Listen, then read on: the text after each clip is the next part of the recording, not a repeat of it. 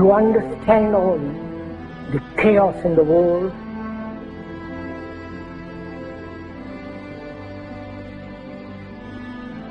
and as we have been programmed, both biologically, physically, programmed mentally, intellectually,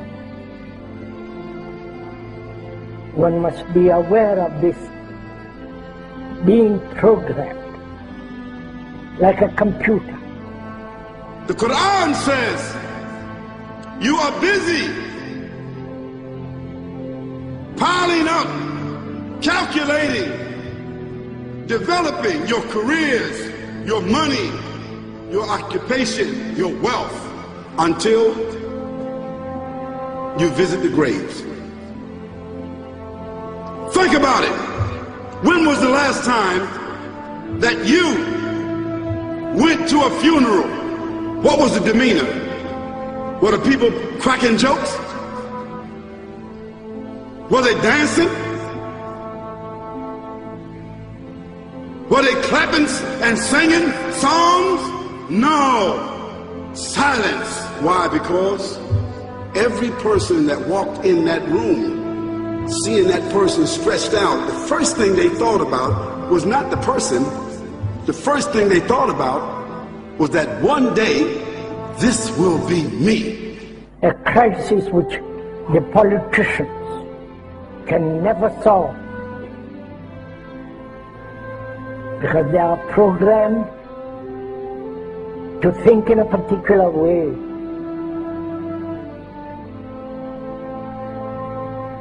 Nor the scientists can solve or understand the crisis. Nor the business world, the world of money.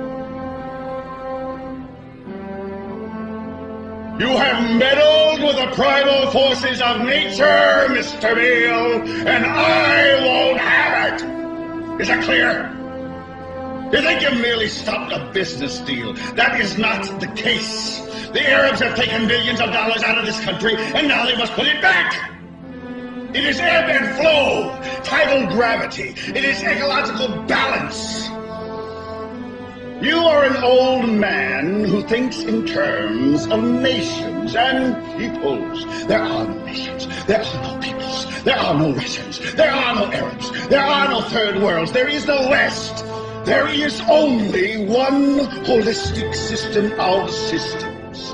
One vast and immane, interwoven, interacting, multivariate, multinational dominion of dollars. Petrodollars, electrodollars, multi-dollars, Reichmarks, rims, rubles, pounds, and shekels. It is the international system of currency which determines the totality of life on this planet. That is the natural order of things today. That is the atomic and subatomic and galactic structure of things today. And you have meddled with the primal forces of nature. And you will atone. So Allah said, Alhaakumut takathur. All of us, all of you are engaged in running your mouths, doing your business, multiplying, buying houses, cars, business, whatever you're doing. And when you're told about God, religion, life, morality, you're saying, look, I ain't got no time for that. I ain't got no time for that. I don't want to hear that. See how arrogant people can be until they visit the funeral house.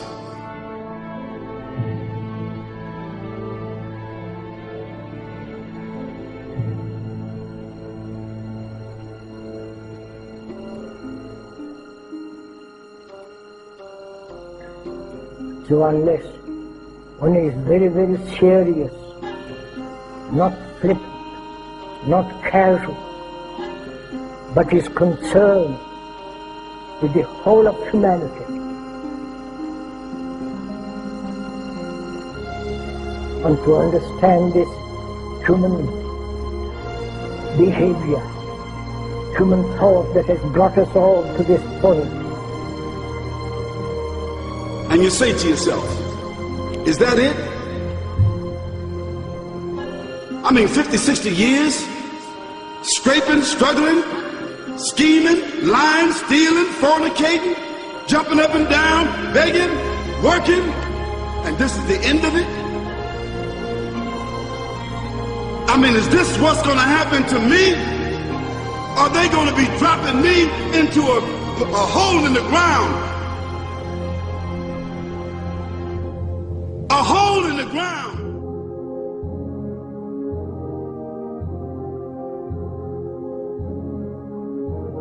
I disagree with you on Israel, but in what way? You're not a supporter.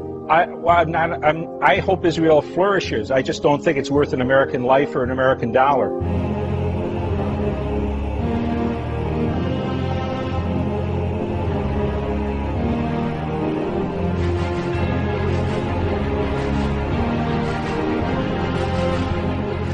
What happens in the winter? All the leaves fall off the trees and the earth goes dead. And what happens in the springtime? The water comes, generates the earth again, germinates all over again, new grass, new leaves, new flowers, new fruits. So Allah says, and a sign for them is the dead earth. After that, we give it life. And then you eat the fruits from that. So Allah says, the one who gave you life in the beginning, is he not able to give you life all over again in order to judge you? Yes, certainly. You may want to deny it because you don't want to be judged.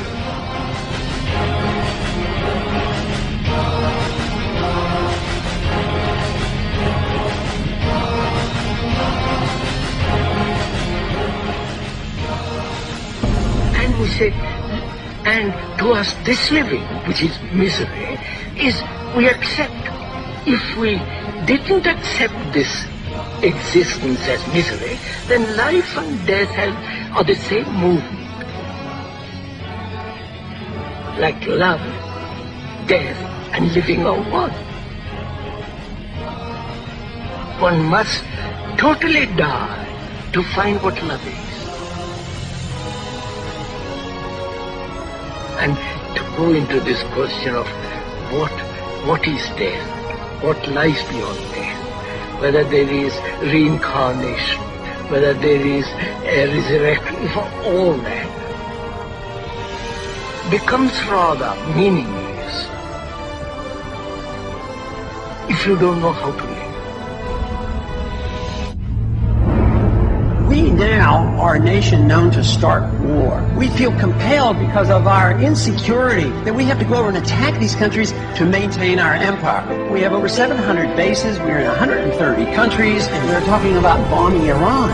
It is such a dramatic change from what is truly American and truly constitutional. I don't want to run the world. The Constitution doesn't give me the authority to run the world. We ought to mind our own business is what we need to do. This spending overseas, wasted money. This is a continuation of a revolution. It is a peaceful revolution. It's up to you to spread this message around this country. This is an American cause. It's a cause of freedom. There's something going on in this country, and it's me. Spread the message. Thank you. Because there's a reason for humans to go inside the grave. If the Creator wanted to, He could have caused us to live and then disappear into the atmosphere. But He didn't. He caused us to go into another womb called the tomb. You started out in the womb of your mother and you wind up in the womb of the earth called the tomb. The alternative is that civilizations don't last very long, but destroy themselves.